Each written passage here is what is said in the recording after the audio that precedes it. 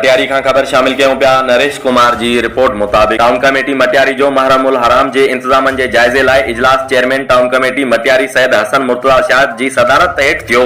इजलास में vice chairman Syed Mir Kazim Hussaini, town officer Abdul Hameed Shaikh, काउंसलरन सैयद सिकंदर अली शाह, आसिफ मेमुन, आपा सोफिया खासकेली, अब्दुल गफार मेमुन, मजहर खासकेली, गोपाल बागड़ी, अवैस खासकेली ऐं ॿियनि काउंसलरन शिरकत कई। इजलास में महरमुल हराम के सिलसिले में इंतजामन जो जायज़ो वरतो वियो।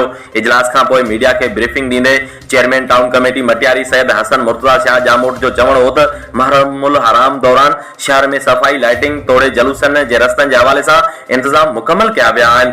मातमी जलूसन की गुज़रगाहनि में सफाई सुथराई, तोड़े रोशनी के कम में भी कोताही बर्दाश्त न कंदासीं। उनखां सवाइ मूसूं शुरू थियो तो उन जे लाइ भी इंतजाम करना आहिनि। उन हवाले से जामे हिकमत अमली जोड़ी है। इंशाअल्लाह टाउन कमेटी जा सभई मेंबर गजी सजी शहर की बेहतरी लाइ कम कंदासीं। असां वटि न को इक़्तिदार हूंदो, न का अपोजिशन हूंदी। असां सभु हिकु थी शहर की ख़िदमत कंदासीं।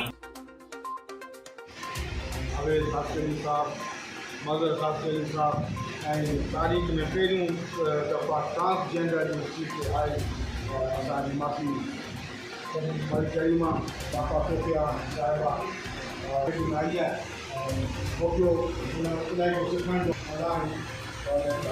खे थोरो